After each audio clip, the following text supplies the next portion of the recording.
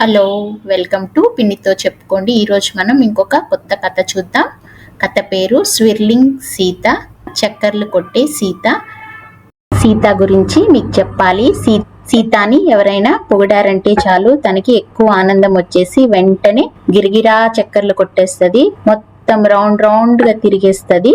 Sita MBBS third year చదువుతుంది. తను చాలా యాక్టివ్, అన్ని పనులు చకచకా చేసేస్తూ ఉంటుంది. వాళ్ళ నాన్న కూడా డాక్టరే, తిను డాక్టర్ చదువుతుంది.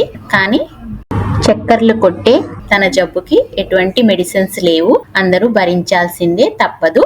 సీతకి ఆ రోజు third year final pathology viva జరుగుతూ ఉంటుంది. బయట నుంచి లెక్చరర్ వస్తాడు, అందరినీ వరుసగా వైవా తీసుకుంటూ ఉంటాడు. సీత రోల్ నెంబర్ వస్తుంది. సీత హ్యాపీగా వెళ్తుంది, ఎందుకంటే తను బ్రైట్ స్టూడెంట్, అన్ని చదువుకుంటుంది.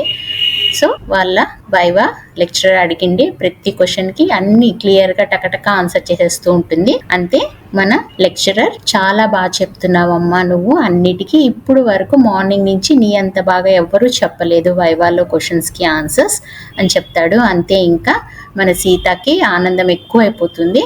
ఆనందం ఎక్కువ అయితే మన సీత ఏం చేస్తుంది, గిరగిరా తిరిగేస్తుంది. సో అక్కడున్న బెంచ్ మీద ఎక్కేసి గిరగిరా రౌండ్స్ వేసేస్తూ ఉంటుంది.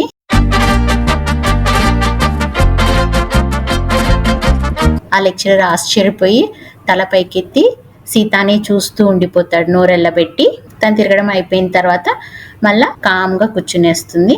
సార్తో అంటుంది, సార్ ఇంకా మీరు 2 క్వశ్చన్స్ అడగాలి కదా, నన్ను అడగండి సార్ అంటుంది. సారు ఆ షాక్ లో నుంచి బయటకు వచ్చి, అవునా ఇంకా 2 అడగాల నేను, లేదమ్మా నువ్వు చాలా అని చెప్పి ఆపేసుకుంటాడు. మళ్ళా పొగిడితే ఎక్కడ లేచి తిరిగేస్తుందో అని చెప్పి, నీది అంతే అమ్మా, ఇంకా అయిపోయింది, అవసరం లేదు 2 క్వశ్చన్స్ అంతే, you are done, you can leave అని చెప్పేస్తాడు. అంతే, హ్యాపీగా వెళ్ళిపోతుంది సీత. సార్ అనుకుంటాడు, అమ్మో నేను ఇప్పుడు అర్జెంట్ గా ఒక దమ్ము కొట్టి లైట్ గా టీ తాగాలి, లేకపోతే నా బ్రెయిన్ పనిచేయదు అనుకుంటూ వైవాకి చిన్న బ్రేక్ ఇచ్చి బయటకు వెళ్ళిపోతాడు.